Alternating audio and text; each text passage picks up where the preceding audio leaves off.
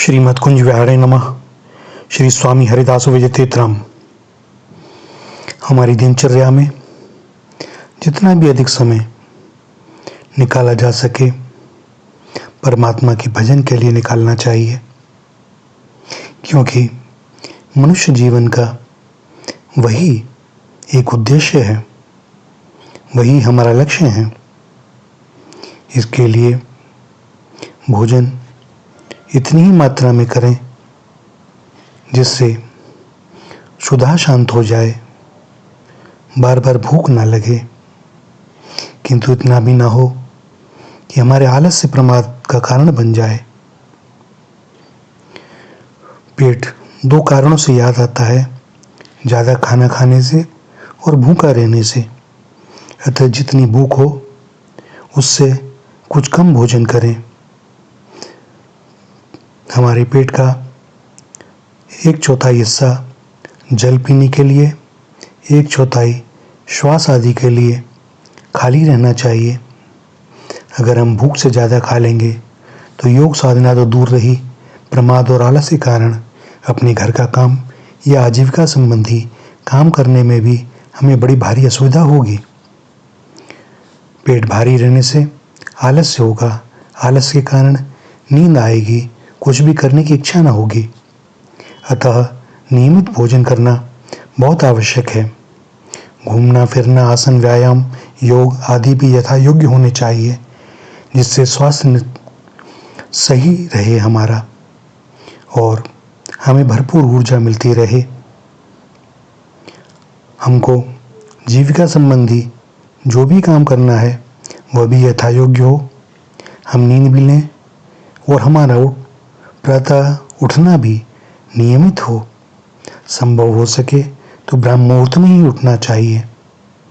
हमारे पास 24 ही घंटे हैं, इससे ज़्यादा समय है ही नहीं, और उन्हीं 24 घंटे में हमें सब कुछ करना है। अब जो भी आवश्यक कार्य हैं उसके लिए उतना समय हमें इन्हीं 24 घंटों में से ही निकालना है। हमारे सामने मुख्यतः 4 कार्य रहते हैं। 24 घंटे को 4 का भाग देने से प्रत्येक कार्य के लिए 6-6 घंटे मिल जाते हैं। आहार विहार अर्थात भोजन करना, घूमना फिरना, इन शारीरिक आवश्यक कार्यों के लिए 6 घंटे।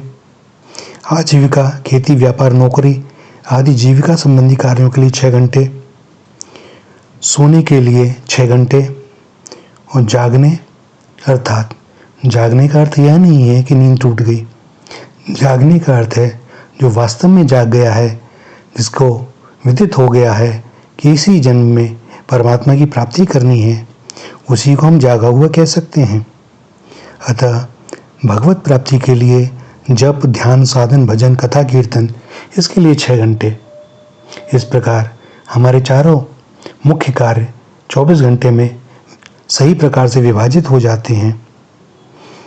इसी में इनका सदुपयोग करना है हमको। हमारे पास मुख्यतः 2 प्रकार की पूंजी होती है, सांसारिक धन संपत्ति और आयु। सांसारिक धन संपत्ति पर विचार करें तो उपार्जन जो आजीविका के लिए जो करना चाहिए वह तो करना ही है, पर उपार्जन से अधिक खर्च ना हो, यह सदैव स्मरण रखना है। वह कहती है ना, जितनी चादर हो उतने पांव पसारने चाहिए और उसी में प्रसन्न रहना चाहिए। इसलिए आहार विहार में 6 घंटे न लगाकर यदि 4 घंटे से काम चल जाए और आजीविका संबंधी कार्यों में यदि हम 8 घंटे लगा दें, अर्थात वहाँ से 2 घंटे बचाकर यहाँ 2 घंटे ले लें, इस प्रकार हम अपने 24 घंटों को अपने मुख्य उद्देश्यों की पूर्ति के लिए पुनः समायोजित कर सकते हैं। अब दूसरी बात, आयु पर यदि हम विचार करें तो सोने में भी आयु खर्च होती है। सोना आवश्यक है क्योंकि हमारे शरीर की कार्य प्रणाली के लिए उसे कुछ आराम भी अत्यावश्यक है, जिससे मस्तिष्क शांत रहे और शरीर के भीतरी कार्य प्रणाली अपने आप को रिपेयर कर सके और अपने सारे कार्यों को भली भांति संपन्न कर सकें। किंतु यदि सोने में हम 6 घंटे न लगाकर 4 घंटे सो लें और यहाँ से जो 2 घंटे बचते हैं वह भजन ध्यान में लगा दें, तो इस प्रकार वहाँ 8 घंटे हो गए। कहने का आशय यह है कि जितना कम सोने से काम चल जाए उतना चला लें और नींद का बचा हुआ समय भगवान के भजन साधन ध्यान में लगा देना चाहिए। इस साधन भजन की मात्रा दिन प्रतिदिन बढ़ती ही रहनी चाहिए, क्योंकि हमारा मुख्य उद्देश्य सांसारिक धन वैभव की प्राप्ति नहीं है, वरन परमात्मा की प्राप्ति है। और इसीलिए हम बार बार जन्म ले रहे हैं और तब तक जन्म लेना पड़ेगा जब तक हमें परमात्मा की प्राप्ति नहीं हो जाती। इसलिए यथासंभव दूसरे समय में से जितना समय हम निकाल सकें उतना समय निकालकर भगवत भजन करना चाहिए। आजीविका संबंधी कार्य करते समय भी हम सदैव भगवान को याद रखें। सोते समय भी भगवान को याद रखें। सोते समय यह समझें कि अब तक चलते फिरते बैठकर भजन किया, अब लेटकर भजन करना है। लेटकर भजन करते करते नींद आ जाए तो आ जाए, पर नींद के लिए नींद नहीं लेनी है। इसी प्रकार लेटकर भगवत स्मरण करने का समय पूरा हो जाए तो फिर उठकर भजन ध्यान सत्संग स्वाध्याय करें और भगवत स्मरण करते हुए अपने काम धंधे में लग जाएं। इस प्रकार हम अपने आजीविका संबंधी समस्त कार्यों को करते हुए भी भजन कर सकते हैं और हमारा पूरा समय भजन में हो जाएगा।